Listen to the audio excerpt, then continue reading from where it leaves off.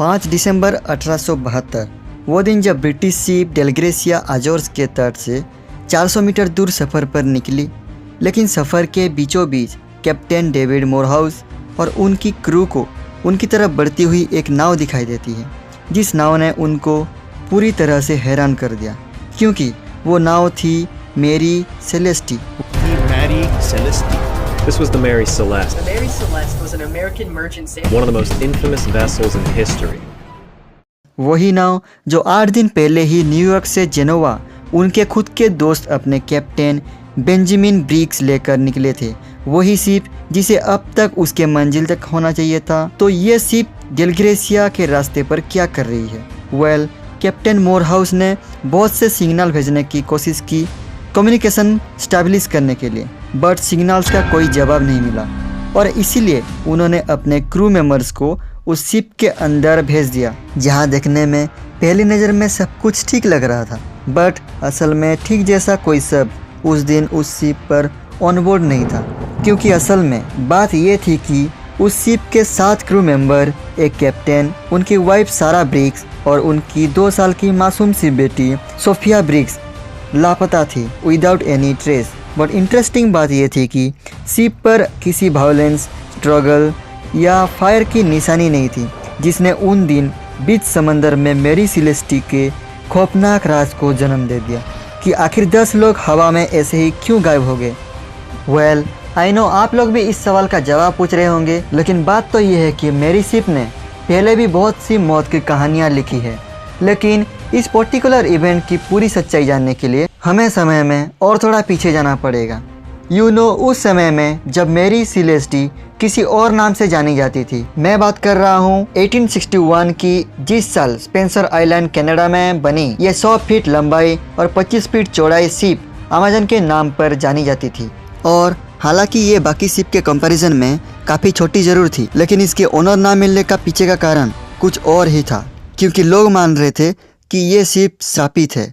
ऐसी कहानियाँ बहुत चर्चे में आ रही थी, जैसे सफ़र में फिशिंग डैम से डैमेज होकर रिपेयर के लिए ये शिपयार्ड में गई थी, वो पूरा शिपयार्ड अपने आप ही आग में राख हो गया, लेकिन अमेजन पर एक आंच तक नहीं आई और इसे जिसने खरीदा था वो भी जल के राख हो गया। अटलांटिक ओशियन में इसने एक शिप को ठोकर मारकर उसे बीच समंदर के गहराइयों में डुबा दिया। इस घटना में नोवा स्कॉशिया से लंदन वाले सफ़र से पहले कैप्टन मैकलेलन अचानक से बीमार पड़ गए और बीमार से बेमौत मारे गए। क्या ये कोइंसिडेंट था? हो सकता है, बट लोगों को ऐसा नहीं लग रहा था और इसलिए इसके लास्ट ओनर ने अमेजन को कनाडा के पोर्ट पर लेकर टूटी फूटी हालत में वहीं पर छोड़ दिया। Let's move on to 1868 now, जब एक अमेरिकन मरीनर ने इसे खरीदा और रिपेयर करके इसे एक नया नाम दे दिया, मैरी सेलेस्टी। पर क्या सिर्फ नाम बदलने से इसका बैड लक खत्म होने वाला था? तो इसी चीज़ से अनजान ऑनर्स की ऑनरशिप बदलते बदलते ये सिर्फ फाइनली कैप्टन बेंजामिन ब्रिग्स के हाथों में आई, वही कैप्टन जो 5 दिसंबर 1872 को ये शिप से गायब थे। अब हालांकि कैप्टन ब्रिग्स की शिप पर कुछ चीज़ें थी जो पहली नज़र में बिल्कुल सही नज़र आ रही थी, पर मैरी सेलेस्टी ने कई राजों को अभी तक छुपा के रखा था। जैसे ऊपर से शिप की हालत तो बिल्कुल सही नज़र आ रही थी, पर शिप के 2 प्रेशर मेजरिंग पंप में से एक टूटा हुआ था। शिप के निचले हिस्से में करीब 3.5 से 4 फीट पूरा पानी भरा हुआ था और शिप के फ्रंट और बैक हैचेस के कवर्स निकले हुए थे। शिप के एक छोटी और लौती लाइफ बोट और रस्सी दोनों ही गायब थी। शिप के क्वार्टर्स में क्रू मेंबर्स का सारा सामान वैसे ही मौजूद था, लेकिन कैप्टन के रूम में कुछ चीजें थोड़ी सी बिखरी हुई नजर आ रही थी। छानबीन करने पर यह सामने आया कि कैप्टन के नेविगेशन इंस्ट्रूमेंट्स और शिप का पेपर दोनों ही गायब थी। बस यही दोनों चीज गायब नजर आ रही थी। यहाँ तक कि शिप में 6 महीनों तक का खाना वैसी की वैसी मौजूद थी। और जब उन्होंने कैप्टन के केबिन में मौजूद लॉन्ग बुक को चेक किया तो उसमें एक एंट्री मिली। ये फाइनल एंट्री थी जो 25 नवंबर सुबह 8 बजे की थी, यानी कि कैप्टन मोरहाउस की दोस्त 10 दिन से लापता थे। पर अब यहाँ पर सवाल आता है कि कहाँ एक कैप्टन तूफानों में भी अपना शिप को नहीं छोड़ता, तो इस कैप्टन ने इतने सही सलामत शिप को आखिर क्यों छोड़ा? और कैप्टन ब्रिग्स तो अपने क्रू मेंबर को खुद ही चुना करते थे, यानी कि उनका हर एक crew member first class seller था और इसीलिए एक ग्रेट कैप्टन और इतनी काबिल क्रू का एक साथ गायब हो जाना किसी मिस्ट्री से कम नहीं था। ये शिप आखिर अबैंडन कैसे मिल सकती है? कैसे 10 लोग अचानक से गायब हो सकते हैं? तो सबसे ज्यादा इस सवाल का जवाब अगर किसी को जानना था तो वो था गिब्राल्टर का लॉकआउट, जहां कैप्टन मोरहाउस अपने लापता दोस्त की शिप मेरी सिलेस्टी को लेकर पहुंचे थे ताकि वो लॉ ऑफ सल्वेज का फायदा उठा सके। तो इंटरनेशनल मैरीटाइम लॉ का वो हिस्सा जो कहता है कि जो भी किसी शिप या कार्गो को रेस्क्यू करेगा उसे उसके मुताबिक प्रोपोर्शनल वैल्यू का रिवॉर्ड मिलेगा। और कैप्टन मोरहाउस ने यही तो किया। वो रिस्क के बावजूद मैरी को बचाकर सेफ्टी तक ले आए। उसके बाद गिब्राल्टर अथॉरिटीज ने शिप को सल्वेज हियरिंग कोर्ट पूरा होने तक अपने कस्टडी में रख लिया। और यही से मेरी सिलेस्टी का लापता क्रू और कैप्टन गायब होने की ऐसी कहानियां बनने लगी जो हकीकत से परे थी। जैसे शिप पर जो लोग थे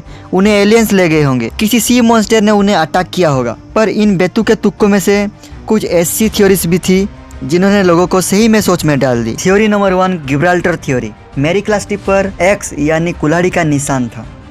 केबिन के फर्श पर काले धब्बे थे और कैप्टन के तलवार पर खून। इसे गिब्राल्टर के अटॉर्नी जनरल ने यह थ्योरी बनाई कि क्रू ने एक रात इंडस्ट्रियल अल्कोहल पिया और वो ड्रंक हुए और उन्होंने कैप्टन और उनके सारे परिवार को मारा और लाइफ बोट लेकर वहां से फरार हो गए।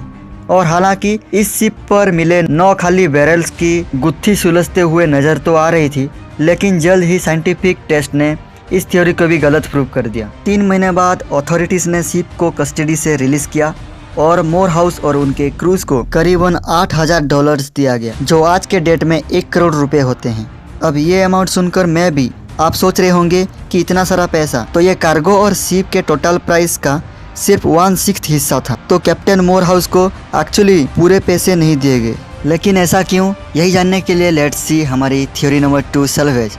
गिब्राल्टर लॉ कोर्ट में एक तरफ क्रू मेंबर की मर्डर होने की थ्योरी बन रही थी और दूसरी तरफ ये अफवाह फैल चुकी थी कि कैप्टन मोरहाउस और उनके क्रू ने सल्वेज पाने के लिए अपने ही दोस्त के शिप को पहले तो बीच समंदर में रुकवाया और फिर एक एक करके मौजूद सभी लोगों को मौत के घाट उतारकर पानी में फेंक दिया और फिर उस शिप को सल्वेज के लिए गिब्राल्टर लेकर पहुंच गए। अब शायद यही अफवाह लॉ कोड अथॉरिटीज ने भी सुन ली और यही रीज़न था कि कैप्टन मोरहाउस को कम सल्वेज दिया गया। बट ये सिर्फ रूमर्स था या असलियत, ये मामला तो कभी सच साबित नहीं हो पाया। कुछ वैसे ही जैसे हमारी थ्योरी नंबर 3, इंश्योरेंस मनी और क्रिश्चियनिटी। इसके मुताबिक कैप्टन मोरहाउस ने गायब लोगों का सारा खेल अपने दोस्त कैप्टन ब्रिक्स के साथ मिलकर रचा था ताकि वो शिप के इंश्योरेंस मनी को हड़प सके। लेकिन पहली 2 थ्योरीज की तरह ही इस थ्योरी को भी कोई सच साबित नहीं कर पाया। और साथ ही कैप्टन ब्रिक्स के कुछ ज़्यादा ही रिलीजियस होने की वजह से कुछ लोगों की ये भी थ्योरीज थी कि शिप पर उनके परिवार और उनके सारे क्रू को ख़त्म करने वाला और कोई नहीं बल्कि खुद कैप्टन ब्रिक्स थे, जिन्होंने अपने धार्मिक बिलीफ्स में बहकर अपने क्रू मेंबर के साथ साथ अपनी बीवी और 2 साल की मासूम सी बच्ची को हमेशा के लिए ख़त्म करके खुद भी अपनी जान ले ली। पर जिस थ्योरी ने लोगों को सच होने की सबसे ज़्यादा संभावना बताई वो थ्योरी थी थ्योरी नंबर 4, अबांडनिंग। इस थ्योरी के मुताबिक मेरी सिलेस्टी सी क्विक, समुद्री भूकंप या वाटर स्पोर्ट यानी कि समुद्री टॉर्नेडो से टकरा गई हो, जिसे एक तरफ कार्गो में रखे 9 बैरल्स लीक हो रहे होंगे और वही दूसरी तरफ शिप के हॉल यानी कि शिप के निचले हिस्से में पानी भर गया होगा और फिर उस पानी में कलेक्टेड कचरे की वजह से जो प्रेशर बना शिप का पंप भी टूट गया। ऐसे में कार्गो से लीक हो रहे अल्कोहल की वजह से उस हिस्से में धुआं होने लगा जो कभी भी ब्लास्ट हो सकता था। और बस अपने शिप की ब्लास्ट हो जाने के खतरे से खुद को बचाने के लिए कैप्टन ने अपनी वाइफ, बेटी और 7 क्रू मेंबर के साथ छोटी सी लाइफ बोट की सवारी करना सही समझा। इस चीज की परवाह किए बिना कि गहरे समंदर में एक छोटी सी नाव घास में सुई की बराबर हो रही है। और शायद उनके इस गलत फैसले ने तब उनके जिंदगी की डोर को टूटने में मजबूर कर दिया जब शिप और लाइफ बोट की रस्सी टूट गई। तो सुनने में भी ये भी बस एक कहानी लग रही होगी, इसके सच होने की क्या संभावना है आज कम्पेयर टू अदर थ्योरीज। तो फॉरेंसिक रिसर्चर एन मैग्रेजर का कहना भी कुछ इसी प्रकार का था, लेकिन उनकी थ्योरीज थोड़ी अलग थी।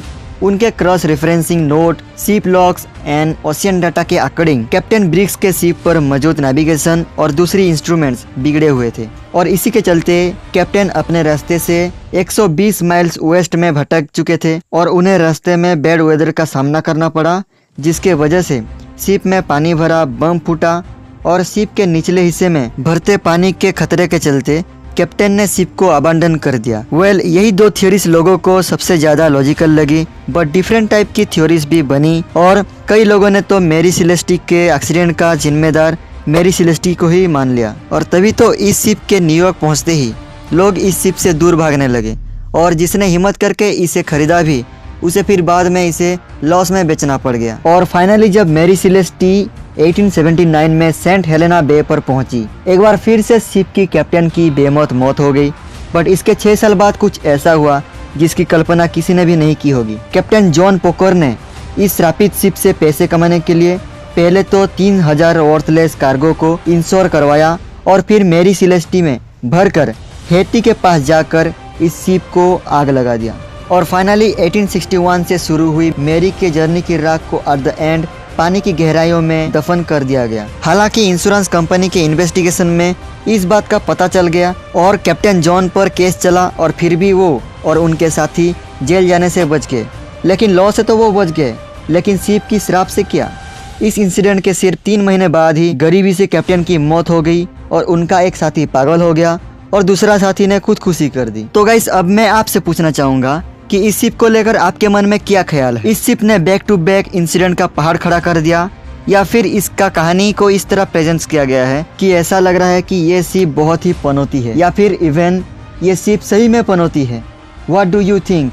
कमेंट सेक्शन में जरूर बताना। और वीडियो अच्छा लगे तो वीडियो को एक लाइक कर देना। चैनल को अभी तक सब्सक्राइब नहीं किया तो सब्सक्राइब मार देना। और मैं आपसे मिलता हूँ एक और वीडियो में, तब तक के लिए अपना ध्यान रखना। Tata, take care.